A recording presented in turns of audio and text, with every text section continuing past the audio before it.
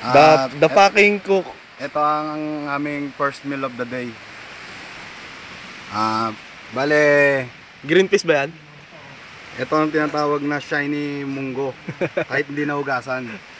Bale, pakukuluan lang to ng after about 30 minutes. Hindi kaya. Tawa na naman si EJ na ito. Ito ang aming cook set. Yan. Lalagay yan dyan. Tapos,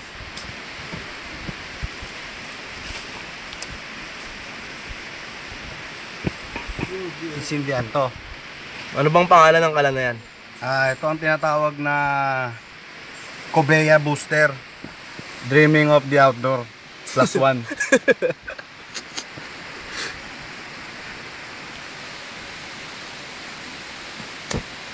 Yan.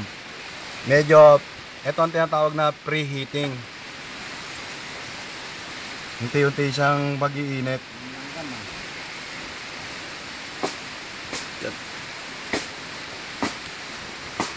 Mga ilang oras isang ganyan? Umabot siya ng 2 kalahating araw.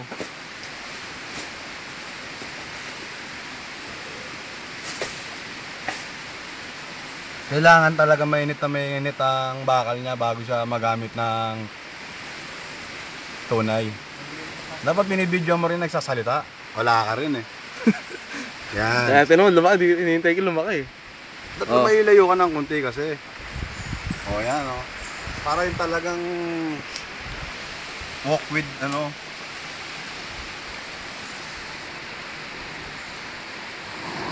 Yan. Ito na tinatawag na crisp blue flame. Kaya muna natin masunog ang excess na natapon na fluid.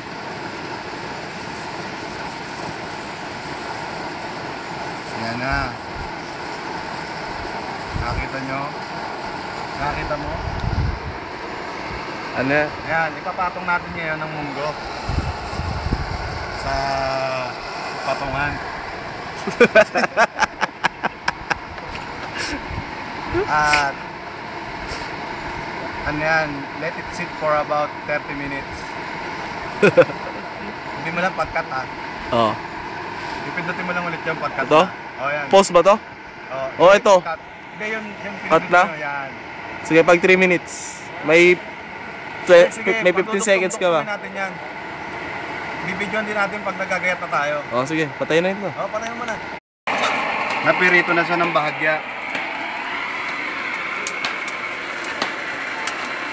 Iaangat-angat lang natin ng konti para lumalabig din siya ng bahagya at hindi siya tuluyang nasusunog. May exhibition ba yan? Kasi dried na siya eh.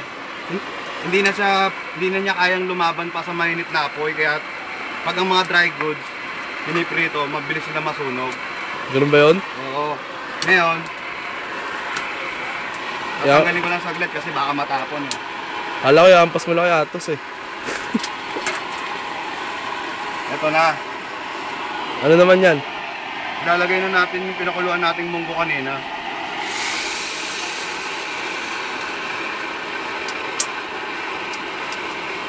Yan. Kaya lang natin siyang kumulo ng mga 1,000 seconds. 1,000 seconds. Ayan. Medyo nag-brown na siya. Kasi hindi pantay-pantay ang hiwa natin eh. Kaya hindi sila sabay-sabay naluluto. Ilalagay na natin ngayon ng sibuyas. Ayan. Ang sibuyas naman eh, saglit lang maluto to. Hindi ka kasya. Ayan. Ngayon,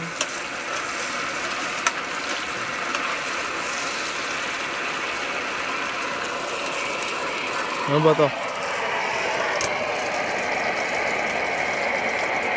ilalok pa yan. Ano? Ilalahok.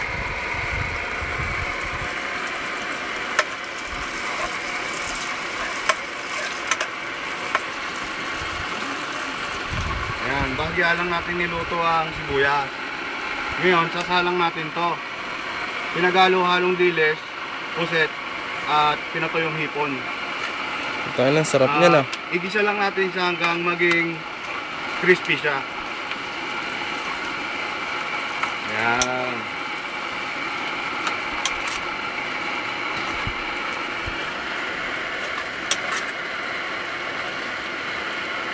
Okay, Kap.